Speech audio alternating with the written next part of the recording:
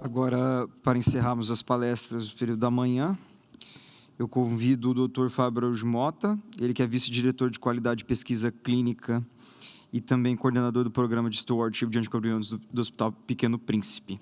Ele vai demonstrar a visão do infectologista relacionada a esse tema. Muito bom dia, boa tarde a todos. Gostaria de um agradecimento muito especial aqui para toda a coordenação do BRCast, na pessoa do Dr. Marcelo Planeto, André Dói, o Alessandro, que me fizeram esse convite.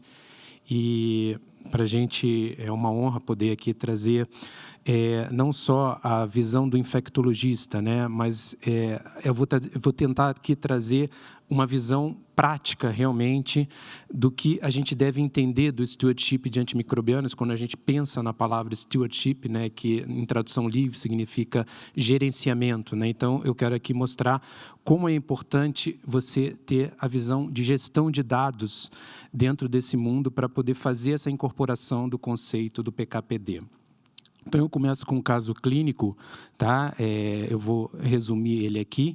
É uma criança de 5 anos que deu entrada lá no nosso hospital com um quadro típico, né, de pneumonia, tosse, febre, e passou a evoluir com desconforto respiratório e deu entrada na nossa unidade já usando oxigênio, taquipneico e saturação a 92.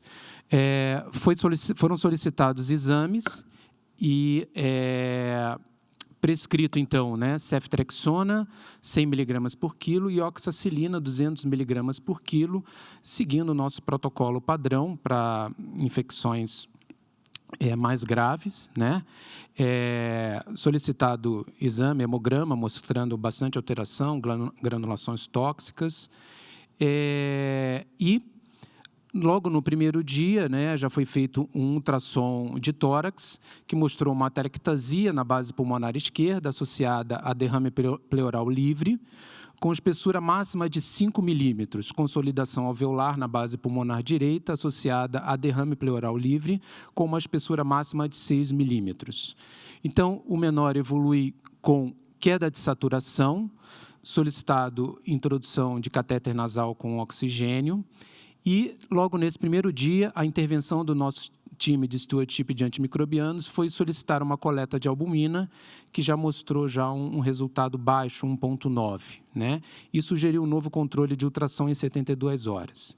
No dia 21, mantém febre, novo ultrassom, com aumento do derrame pleural de 9 e 10 milímetros em ambos os lados, e um cálculo de clearance de creatinina 130. E, nesse momento, a gente, então, sugere uma nova intervenção de otimização das drogas, com base nessa mensagem que a Marinei acabou de trazer para vocês, né? Então, uma oxacilina de 300 miligramas, de 4 em 4, e a ceftriaxona, a gente também otimizou a dose para 150 miligramas, de 8 em 8. O desfecho evolui com melhora clínica, diminuição e desaparecimento do derrame pleural, e, nos novos controles, recebe alta após 10 dias de internamento. Então, o que a gente vai mostrar aqui? Um exemplo de como se faz análise de linha de cuidado de pneumonia adquirida na comunidade no nosso hospital. Lembrando que essa linha foi incorporada no Hospital Pequeno Príncipe em 2020, e ela busca garantir o acompanhamento contínuo do paciente em nível hospitalar, assim como promove o cuidado de alta qualidade, controle de custos e manejo adequado de antimicrobianos. Então, é um conjunto de ações coordenadas entre o corpo clínico e a equipe multiprofissional, com uma abordagem intervencionista. Para isso, a gente tem que desenhar a linha de cuidado, né, que esse paciente vai ter dentro desse CID, dentro dessa doença. E estabelecemos também, dentro dessa linha de cuidado, os diversos protocolos necessários para que os pacientes sejam acompanhados, né? Não só protocolos escritos, como também algoritmos de apoio à decisão, como vocês estão vendo aqui. Aqui, algoritmos multiprofissionais, não só para médicos clínicos, né, como esse de apoio à decisão antibiótica, mas também de intervenção cirúrgica, caso necessário, né, com a nossa equipe de cirurgia pediátrica, de acordo com os padrões de apresentação do derrame pleural, por exemplo. Aqui, a demonstração de um material, né, de fluxos de trabalho da farmacêutica clínica, que é a navegadora dessa linha de cuidado, né? Então, é uma metodologia, né, que prevê realmente essa sistematização, né, de diariamente puxar relatórios, né, de uso dos antimicrobianos, da identificação desses pacientes. E, mais do que isso, né, é muito importante para essa questão da construção de uma linha de cuidado para ter foco em desfecho, a definição dos critérios de inclusão e exclusão desse paciente, por exemplo, numa linha de pneumonia adquirida na comunidade. Né? Por quê? Porque a gente vê, né, durante o ano, aqui 2020, nós tivemos 774 pacientes que, a princípio, poderiam ser incluídos nessa linha, com síndrome respiratória aguda grave, mas desses, 63 é que realmente tiveram os critérios de PAC. Já em 2021, esse número sumiu para 1.284, dos quais 107, então, tiveram critérios para serem incluídos na nossa linha de cuidado. Isso para quê? Né? A partir do momento que a gente tem esses pacientes bem selecionados, você começa, então, a produzir conhecimento, né, desses dados, fazendo comparações, né, e análises estatísticas, voltado sempre para os desfechos, né, como piora clínica, quem desses pacientes que admite na UTI, quem que tem pneumonia complicada e tempo mediano de internação, dentre outros. E, a partir daí, você define variáveis que impactam nesse desfecho clínico, né, como sexo, se é paciente SUS ou convênio, dose inadequada do antibiótico no início, teve indicação inadequada, era uma pneumonia complicada, faz diferença da penicilina ou cefalosporina de entrada. E, a partir daí, é possível você aplicar, né, técnicas de regressão logística para avaliar a relação dessas variáveis, por exemplo, com piora clínica. E aqui o exemplo, né, desse trabalho que a gente fez lá em 2020, 2021, onde a gente, então, faz análises univariadas e multivariadas, e o dado que importa aqui para a gente é a pneumonia complicada. Né? Ela apresentou um P muito significativo, mostrando uma chance de 138 vezes maior do paciente ter deterioração clínica nas próximas 6 horas após a internação com uma pneumonia complicada. Ou seja, a princípio, mas isso não é tão longe do que a gente já poderia imaginar, mas não imaginávamos que era tão importante essa chance dessa deterioração. Então, isso rapidamente nos fez perceber, né, que nesse universo tão importante de pacientes com doenças respiratórias, principalmente pneumonias adquiridas na comunidade, nós tínhamos que ter um foco dentro da pneumonia complicada. Né?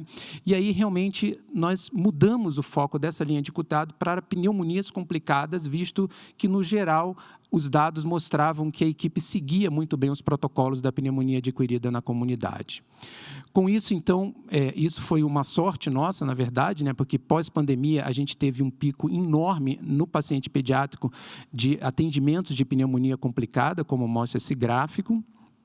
E, com isso, a nossa equipe do stewardship, em especial da farmácia clínica, pôde se voltar para os resultados e os desfechos desses pacientes com pneumonia complicada, né, e a melhoria, a busca do uso racional, do uso mais efetivo e eficiente e eficaz dos antimicrobianos dentro desse universo. Então, aqui a gente mostra, né, um novo algoritmo, né, criado a partir desse conhecimento que a gente foi adquirindo, né, do paciente com pneumonia adquirida na comunidade, com derrame pleural, onde a gente, de cara, já começou a dosar a albumina e, aplicando todo esse conhecimento que a Marinei nos trouxe, né, da hipoalbuminemia, você, então, ir definindo, né, as novas doses, seja de oxacilina, lembrando que ela tem uma alta ligação das proteínas plasmáticas, como a Marinei colocou, e indicando todos os ajustes necessários no protocolo, né, de acordo com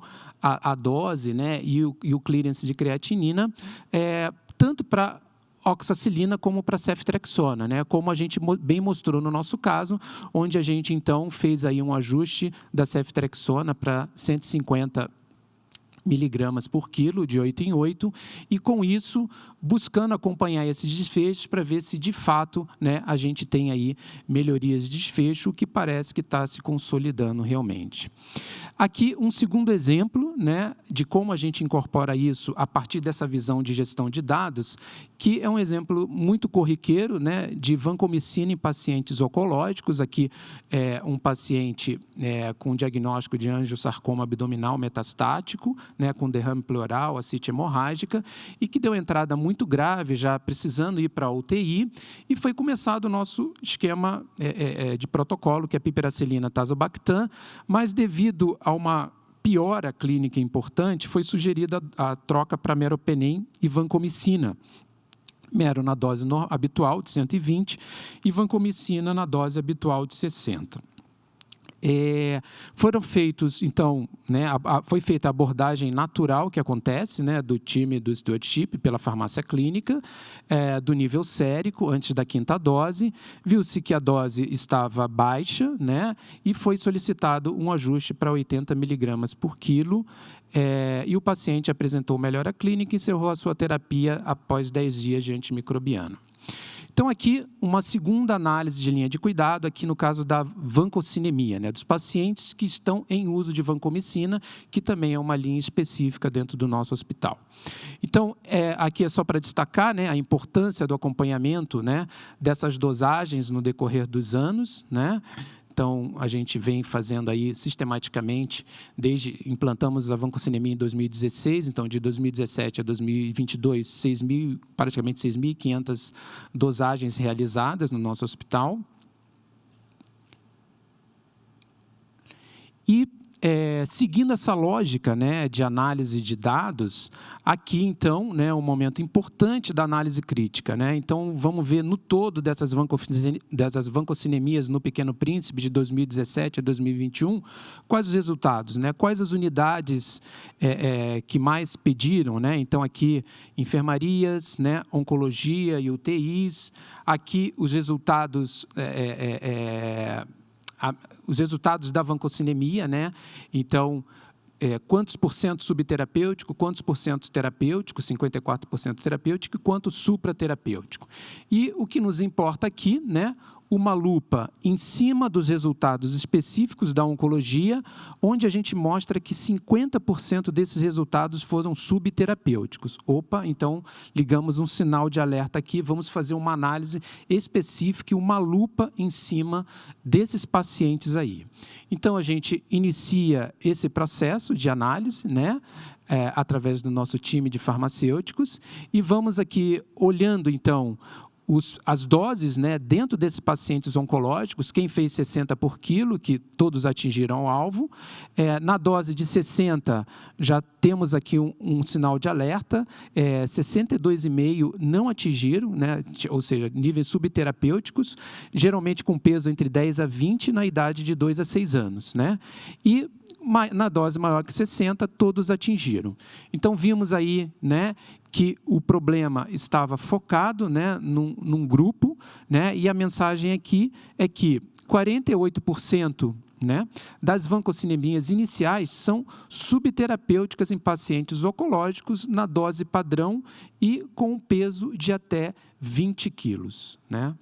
Com isso, então, a gente entrou nesse tema com o nosso time, né, de oncologistas sobre o clearance renal aumentado, trazendo esses dados para eles, né, e promovendo um treinamento e discussão de novos caminhos do protocolo, onde a gente mostrou, que a Marinei, né, já nos trouxe aqui, que a vancomicina é um antibiótico hidrofílico, com alta eliminação renal. Então, se a gente tem uma depuração renal aumentada, automaticamente eu tenho uma meia-vida um tempo médio de eliminação mais curto e uma queda rápida da concentração desse antimicrobiano. Logo, eu submeto o paciente a um risco de exposição abaixo do ideal, né? E precisamos, então, de um manejo aí presente da farmácia clínica em cima desses níveis séricos para que isso realmente não aconteça e a gente garanta um desfecho. Então, aqui, como exemplo final, né, a nova proposição de um protocolo, né, com base em conceitos de PK/PD, onde a gente, então,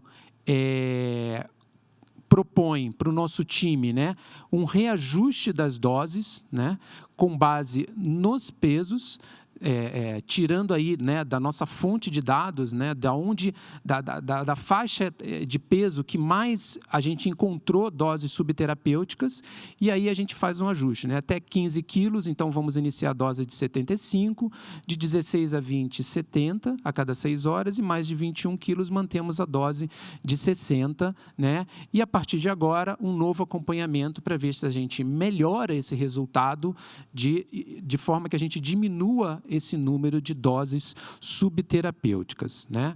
Outro ponto importante é a gente lembrar, né, do tempo de atingimento do estado de equilíbrio dessa droga, né, no paciente pediátrico, que ele varia, né, como mostrado aqui, em pacientes lactentes, né, você tem aí um tempo de steady state de 21 horas, enquanto que crianças de 2 anos e meio a 11 anos, de 18 a 39 horas. Ou seja, talvez um dos motivos também da gente ter um número de doses subterapêuticas seja relacionado ao fato da nossa rotina antes da quinta dose. Então, nós aumentamos um pouco esse tempo para 48 horas dentro dessa faixa etária, que tem um steady state próximo a 40 horas, para que a gente também tenha um resultado mais positivo aí, né, desse acompanhamento de PK/PD.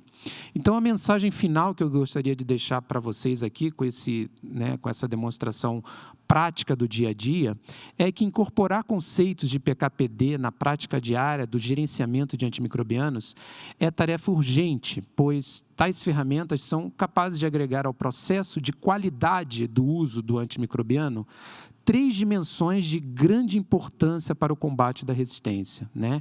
Que é a eficácia, a gente ter antibióticos sendo usados de forma mais eficaz, eficiente, né? Lembrando aí do impacto que isso tem nos custos de forma geral, e mais efetivo, né? Trazendo aí vida longa para esses antimicrobianos que nós, né, os poucos que ainda nos restam a usarmos no nosso dia a dia, tá? Muito obrigado. Um abraço.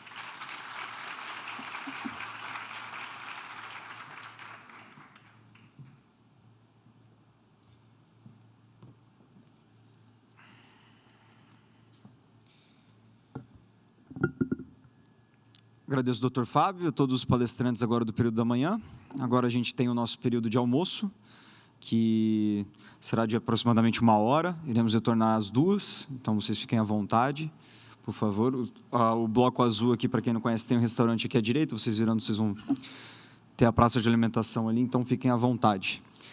Tá bem? E para o pessoal do YouTube, o link disponibilizado será outro agora. Não segue nesse link que vocês estão vendo, será em outro link que também está disponibilizado na página do BRCast. Muito obrigado e até mais tarde.